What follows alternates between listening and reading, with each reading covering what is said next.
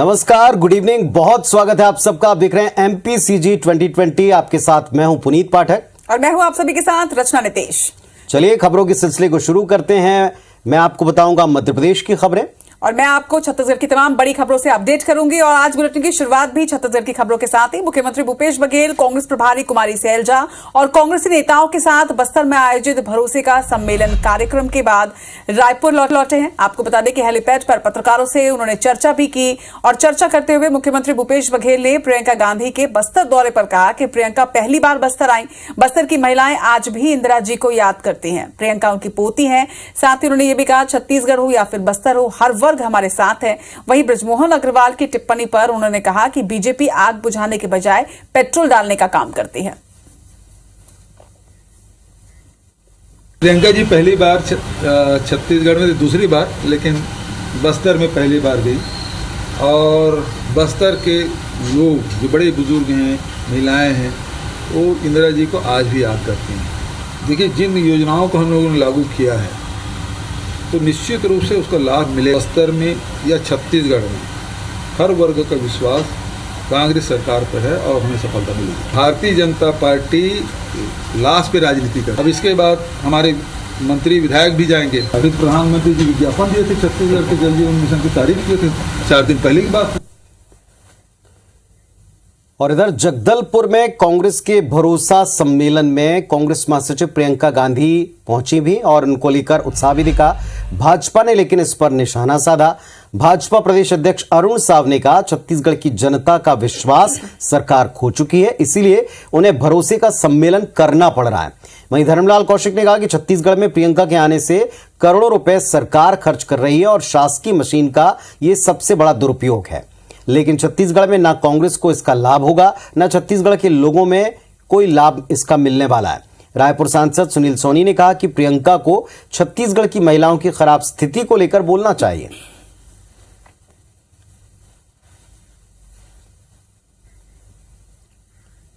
और मध्य प्रदेश की खबरों में अगर आए तो गृह मंत्री अक्सर वहां बयानों को लेकर सुर्खियों में रहते हैं। गृह मंत्री नरोत्तम मिश्रा ने विपक्षी दल की एकजुटता पर बिना किसी का नाम लिए इसकी तुलना जानवरों से की। नरोत्तम मिश्रा ने कहा कि जब सियार, हिरण, लोमड़ी इस तरह के जानवर एक घाट पर पानी पीते हों तो मान लेना चाहिए कि दूसरे घाट पर शेर है।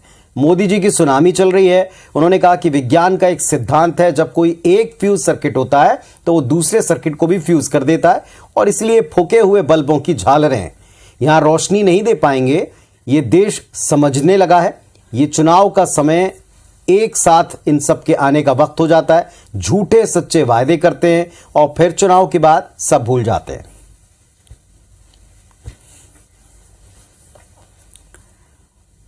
इधर बेमेतरा जिले के शक्तिघाट बीरनपुर गांव में आज 5वें दिन शांति का माहौल रहा। धीरे धीरे ही सही यहां की जिंदगी अब पटरी पर लौट रही है। बेमेतरा और साजा शहर को छोड़कर बात करें तो जिले के अन्य हिस्सों में धारा 144 को भी हटा लिया गया है।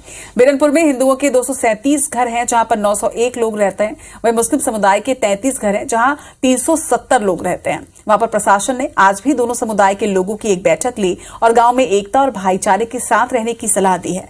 गांव के लोगों को जरूरी सामान खरीदने के लिए घर से बाहर निकलने और आने जाने की भी छूट दी गई, लेकिन अभी भी बाहरी लोगों के यहां आने पर रोक लगी है। वहीं बेमेतरा के एसपी IK अलसेला ने कहा कि पिता पुत्र के हत्यारों की सूचना देने वाले पर को 10,000 रुपए का इनाम दिया जाएगा। अभी माहौल ठीक ठाक है, आपस में मेल मुलाकात हो रहा है और अपने मोहल्ले के अंदर ही हैं। किसी प्रकार की कोई दिक्कत नहीं है। धारा 144 लागू हुई है। एक आदमी 2 आदमी आते हैं, अपना कामकाज कर रहे हैं, शांति व्यवस्था कायम है। इस बैठक का काफ़ी सकारात्मक परिणाम रहा। अभी वर्तमान में पूर्णतः यहाँ पर शांत वातावरण है। कानून व्यवस्था की स्थिति यहाँ पर सकारात्मक है। किसी प्रकार का आपसी मनमुटाव या तनाव की स्थिति नहीं है और एहतियातन यहाँ पर अनेक सीनियर ऑफिसर और पर्याप्त संख्या में बल तैनात है। किंतु अभी सभी लोग यहाँ पे गाँव के सभी आम नागरिक अपने सामान्य दिनचर्या में व्यस्त हैं। इधर बीरनपुर घटना को लेकर केंद्रीय मंत्री प्रहलाद पटेल का कहना है कि देश में जिहादी मानसिकता के प्रति हर कोई चिंतित है। छत्तीसगढ़ जैसे राज्य जहां पर इस प्रकार की घटनाएं अपवाद स्वरूप भी नहीं होती थी, वहां आज इतनी बड़ी घटना हुई है। वहीं मुख्यमंत्री भूपेश बघेल के लव जिहाद वाले बयान पर सांसद सुनील सोनी का कहना है कि मुख्यमंत्री बौखलाए हुए हैं। सीएम का काम बयानबाजी का नहीं है, लेकिन सीएम आज अपराध को रोकने के बजाय विपक्ष की भूमिका निभा रहे हैं।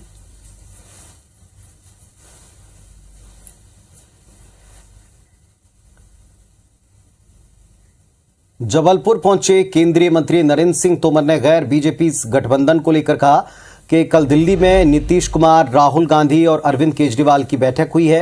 अरविंद केजरीवाल ऐसे मुख्यमंत्री हैं जिनके 2 मंत्री भ्रष्टाचार के मामले में लंबे वक्त से जेल में हैं।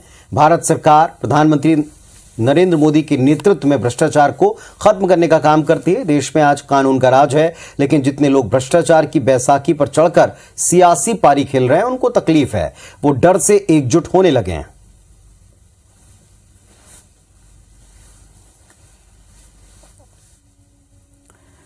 छत्तीसगढ़ में भाजपा सामाजिक न्याय पखवाड़ा का आयोजन करने जा रही है, जहां पर भाजपा के प्रमुख नेता दूसरे जिले में प्रवास कर सामाजिक समरसता भोज करने जा रहे हैं। इसी कार्यक्रम के तहत पूर्व मुख्यमंत्री रमन सिंह शुक्रवार को बस्तर के दौरे पर रहने वाले हैं। इस दौरान पूर्व मुख्यमंत्री डॉक्टर अंबेडकर जयंती के कार्यक्रम में भी शामिल होंगे। वहीं जिला पदाधिकारियों की एक बैठक भी ली जाएगी और पुराने कार्यकर्ताओं से भी मुलाकात वो करेंगे। बता दें कि इस पखवाड़े के तहत भाजपा प्रत्येक बूथ में 11-11 सदस्यों की कमेटी बनाएगी। 25 लोगों को सदस्य बनाया जाएगा और पन्ना प्रभारी भी नियुक्त किए जाएंगे।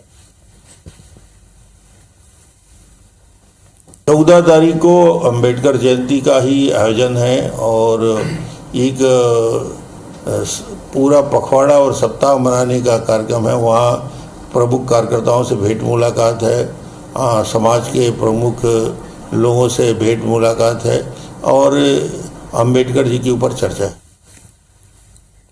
मध्य प्रदेश में चुनावी तैयारी में जुटी बीजेपी ने बूथ से बूथ मिलाकर अपनी टीम तैयार की। 100% समर्पित पन्ना प्रमुख अब मैदान में उतरकर काम करेंगे। मध्य प्रदेश में बूथ विस्तारक अभियान 2.0 पूरा हो चुका है। बूथ सशक्तिकरण अभियान में बीजेपी ने बूथ कार्यकर्ता तैयार किए।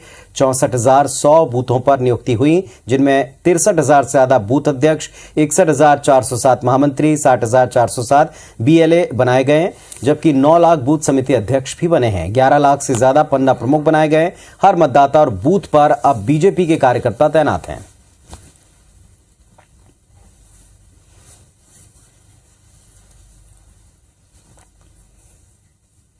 छत्तीसगढ़ के आदिवासी बाहुल्य इलाके पर बीजेपी का विशेष फोकस है और यही वजह है कि इस बार जिले के प्रमुख आदिवासी सीटों पर भाजपा कद्दावरों को चुनावी मैदान में उतारने की तैयारी कर रही है। कुनकुरी सीट की बात करें तो यहां भाजपा के पूर्व प्रदेश अध्यक्ष विष्णुदेव साय संभावनाएं तलाश रहे हैं, तो वहीं धर्मजयगढ़ सीट पर सांसद गोमती साय के नाम की चर्चा है। पूर्व मंत्री सत्यानंद राठिया भी लैलूंगा विधानसभा सीट पर टिकट के लिए जोर आजमाइश करते नजर आ रहे हैं और ऐसे में कांग्रेस भी इनकी काट खोजने में लगी हुई है।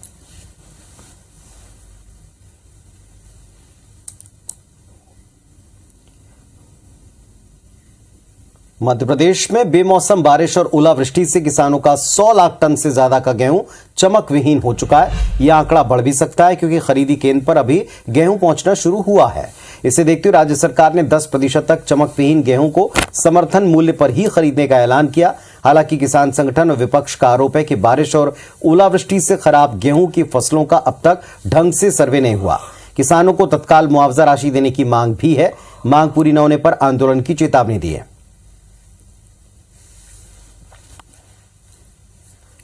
कहा था मैं हूं ना, 8 दिन में सर्वे होगा, 9वें दिन मुआवजा किसानों के अकाउंट में ट्रांसफर हो जाएगा। ना तो सर्वे हुआ है, ना मुआवजा मिला है। 2 साल पुराने मुआवजे भी नहीं मिले। मौजूदा मुआवजा तो बहुत दूर की बात है। किसान जब किसी भी प्रकार से संकट में आया है, तब मध्य प्रदेश की भारतीय जनता पार्टी की सरकार और मुख्यमंत्री शिवराज सिंह चौहान जी उसे संबल देते हुए उसके साथ खड़े हुए हैं। राहत मुआवजा ही नहीं बल्कि गेहूं खरीदारी के मामले में भी विशेष प्रोविज़न करने का काम मध्य प्रदेश की सरकार ने किया है। वहीं दतिया के कृषि उपज मंडी इंदरगढ़ में किसान बेहद परेशान है। मंडी में चारों ओर अव्यवस्था का आलम है। मंडी में किसानों के लिए बनाए गए टीन शेड्स पर तमाम व्यापारियों ने कब्जा कर रखा है। एक टीन शेड के नीचे फसल की खरीदी बिक्री हो रही है और इसके चलते किसान को घंटे धूप में कतार में लगकर बारी का इंतजार करना पड़ रहा है। पानी की व्यवस्था तक नहीं है।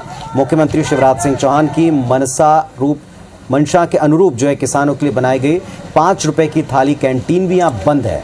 IBC24 टीम जब मंडी में पहुंची तो मंडी प्रशासन और व्यापारियों में हड़कंप मच गया। आनन फानन में व्यवस्थाओं को सुधारने की दिशा में काम शुरू हो गया।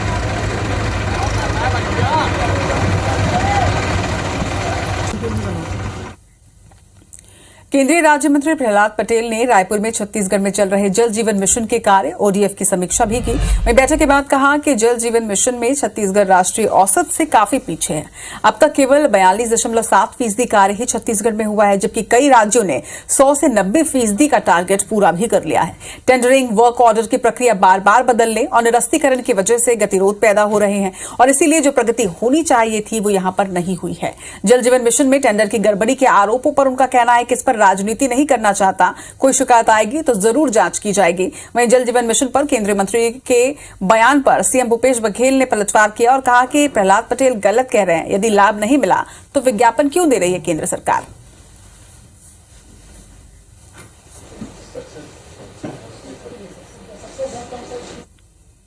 अब एक और बड़ी योजना की बात मध्य प्रदेश में लाडली बहना योजना जोर शोर से चालू हुई और इसके लिए महिलाओं की भीड़ बैंकों के सामने है।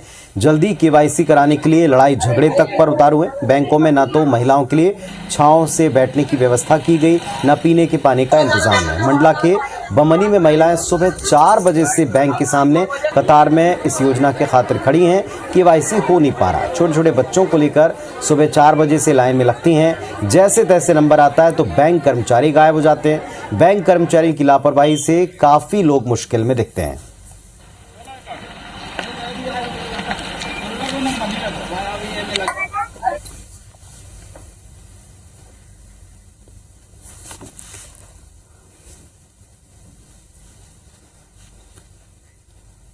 विधायक शकुंतला साहू के समर्थक का ट्रक पकड़ने पर एक तहसीलदार का तबादला कर दिया गया था। इस मामले में हाईकोर्ट ने तबादले पर अगली सुनवाई तक के लिए रोक लगाई है और साथ ही संबंधितों से जवाब तलब भी किया गया है। आपको बता दें कि बलौदाबाजार जिले के पलारी तहसीलदार नीलमणि दुबे का प्रतिनियुक्ति पर 29 मार्च को आदेश निकालकर तबादला किया गया था। तहसीलदार नीलमणि दुबे ने deputy collector Anshul Verma, RI प्रीतम चंद्राकर की टीम ने 29 मार्च को अवैध रेत उत्खनन कर ले जा रहे ट्रक को पकड़ा था। कार्रवाई करने से नाराज विधायक शकुंतला साहू तहसील दफ्तर पहुंची थी और तहसीलदार को 24 घंटे के भीतर तबादला कराने की धमकी भी दी थी, जिसके कुछ घंटों के बाद ही उनका तबादला कर दिया गया था।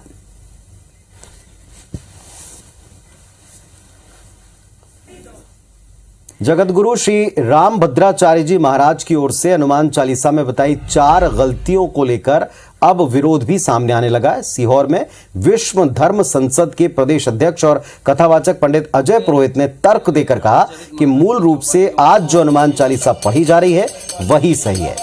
तुलसीदास रचित हनुमान चालीसा में कोई गलती नहीं। रामभद्राचार्य जी ने हनुमान चालीसा में जो 4 गलतियां बताई उन पर भक्तों को ध्यान न देकर हनुमान चालीसा के मूल स्वरूप वाले पाठ को करते रहना चाहिए। चालीसा लिखी तो उसकी जो अंतिम चौपाई लिखी और उसमें उन्होंने लिखा है होय सिद्ध साखी गौरीसा, यानी लिखने के बाद उस पे जो हस्ताक्षर करवाए हैं वो भगवान शिव के हस्ताक्षर करवाए हैं और जिस हनुमान चालीसा पे भगवान शिव के हस्ताक्षर हैं उसमें अशुद्धि हो ही नहीं सकती। शिवपुरी के पाटन गांव के पास मंदिर से घंटियां चुराते ग्रामीण ने 2 आरोपियों को रंगे हाथ पकड़ा और इसके बाद गुस्साए ग्रामीणों ने दोनों आरोपियों के गले में घंटियां टांगी, उनका जुलूस निकाला और थाने ले जाकर पुलिस के सुपुर्द किया। ग्रामीणों ने जुलूस निकालने का वीडियो सोशल मीडिया पर वायरल कर दिया है। आरोपी मंदिर से घंटियां चुराया करते थे और सस्ते दाम पर बाजार में बेचते थे।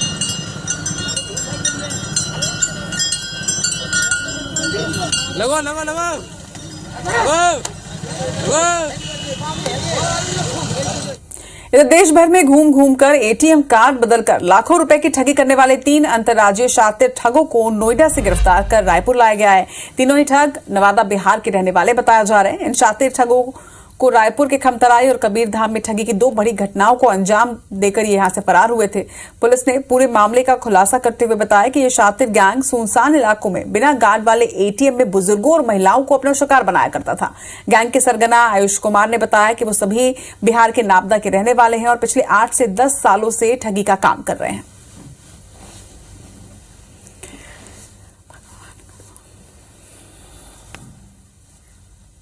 भोपाल के टीटी नगर में विशेष रोजगार मेला कार्यक्रम आयोजित हुआ, जिसमें ज्योतिरादित्य सिंधिया ने केंद्रीय शासकीय सेवाओं में चयनित प्रदेश के अभ्यर्थियों को नियुक्ति पत्र बांटे।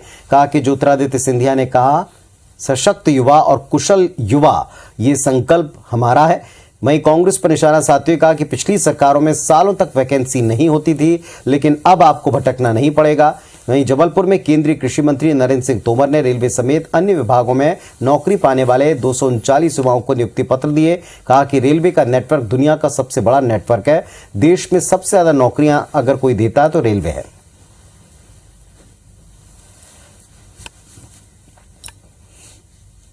वहीं रोजगार मेला के तहत पीएम नरेंद्र मोदी ने देश भर के 71,000 युवाओं को आज ऑफर लेटर दिया है। वीडियो कॉन्फ्रेंसिंग के जरिए पीएम मोदी सरकारी विभाग और संस्थाओं के नवनियुक्त कर्मचारियों से जुड़े देश के 45 जगहों पर रोजगार मेले का आज आयोजन हुआ।